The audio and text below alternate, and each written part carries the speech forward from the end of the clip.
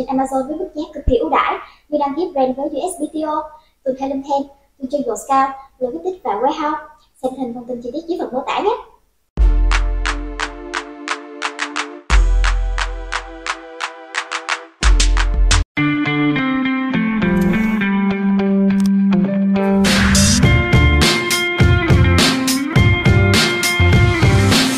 There are a few factors that I consider when I'm optimizing Amazon DSP. I want to cover one by one and how I look at things and how I think about things relating to those different factors. The first one is look back windows. This is a very dangerous one, and I think it's very important to understand your look back windows.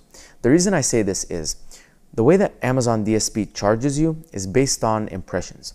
So if Amazon serves you an ad on a page, it will say, I already served you an ad. That's an impression. Now I'm going to charge you for it. That's how Amazon charges you. It's not like Amazon PPC, which is a cost per click based, where when someone clicks, you get charged. This is actually when someone views, you get charged. And it could be somewhere on the page. No one really looks at it. But since it loaded up on the page, you're now getting charged. So the reason look back windows are so important is if you're targeting a very short look back window, you're basically serving ads to someone who's already been there, could have potentially converted really quickly, and then you're spending money on them because even if they're not clicking, they're still being served the ad, and if they're being served the ad, they're being charged, and then as a result, spending money with no additional sales that you would have already gotten. One place I noticed this happening a lot is on the retargeting campaigns. So sometimes agencies will set very short look back windows for retargeting, and what happens is sales that already would have happened start getting captured. And then as a result, ROAS looks really good, everything looks amazing, but when you take the actual total spend on DSP and the total additional sales generated in your entire account, you notice that something's not adding up. Look back window could be one of them. Another thing to think about when looking at look back windows is the life cycle of your product. So for me, I have a supplement that lasts about 60 days. So is it wise for me to target in 30 days? If someone already bought my product but hasn't purchased again in the last 30 days, they're probably still going through my product. And so that's another way to look at look back windows, and then separating look back windows and extracting audiences. So things like looking at the last 365 days of people who purchased my product but haven't purchased in the last 90 days. So extracting those last 90 days, negating that audience. Same with people who viewed my product in the last 60 days but haven't purchased from me or my competitors in the last 30 days.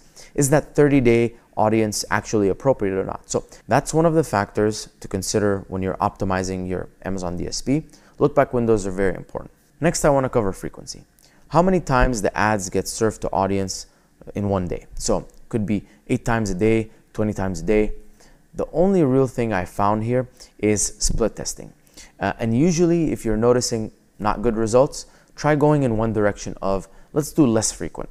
And if I'm getting really good results, I'm saying let's go more frequently.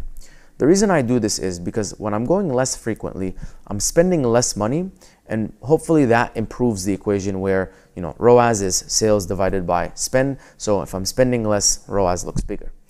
And if I'm performing really well and ROAS is good, and I notice that click-through rate is good and detail page view is good, I'm then trying to serve more ads to more people, hoping that I can capture more sales. So that's the way that I look at frequency. It's something definitely you should be split testing. And again, if it's working, increase the frequency, spend more money, hopefully get more sales. If it's not working, scale it back, show it less frequently. And again, if you try one thing and it doesn't work, you can always go back. All about split testing frequency. The third factor is supply sources. This is a crucial one because where your ad gets served makes all the difference. When it's served on Amazon, like Amazon.com, whether it's mobile or desktop, it's probably going to convert 10 times better than if it's served on a random publisher site. That's because people who are on Amazon most likely have a much higher buyer intent than someone who's just looking to read the news or browsing a random publisher site. And as you start your campaigns, you should be looking at supply sources and have granular segmentation of Amazon, off of Amazon, and maybe different segments inside off of Amazon, so you can understand which segments are working better, which supply sources are working better. If you look at the click-through rate and it's not performing really well on different supply sources, maybe it's time you scale those down, or maybe it's time you turn them off.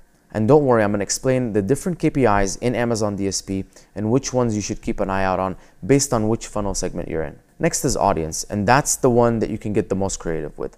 It's where you can pull audiences, whether it's in-market or contextual, demographic, or you can pull from your competitors or from complementary products and start targeting those people. So audiences is something that you should always be split testing and optimizing for, because certain audiences will perform better than others. And the better your segmentation is, the better you will perform.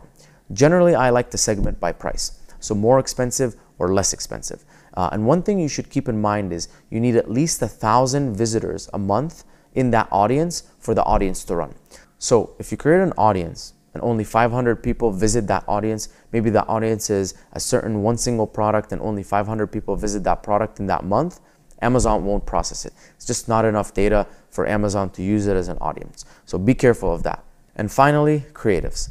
Creatives is massive. It's what people are gonna see. From what I've seen, responsive e-commerce works really good, but you can always get creative, especially when it comes down to holiday seasons, maybe Valentine's Day or Mother's Day or Prime Day and whatnot. You can have custom creatives created specifically for those days and something that's probably going to be more eye-catching. Make sure you are split testing creatives. Make sure you're trying the different types of creatives on Amazon and specifically different creatives for different days. These are the 5 things that I'm looking at in terms of Amazon DSP. There's obviously a lot more, but these are kind of the main ones that I focus on.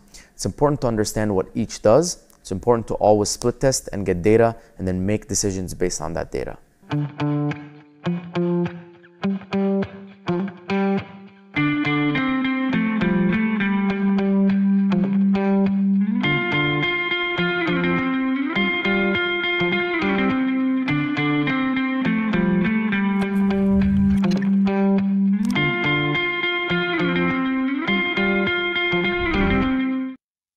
Chị đang bán hàng trên Amazon. Scout cung cấp các dịch vụ dành cho các nhà bán hàng trên Amazon với mức giá cực kỳ ưu đãi như đăng ký brand với USBTO, từ Theo, từ Scout, logistics và warehouse. Xem thêm thông tin chi tiết dưới phần mô tả nhé.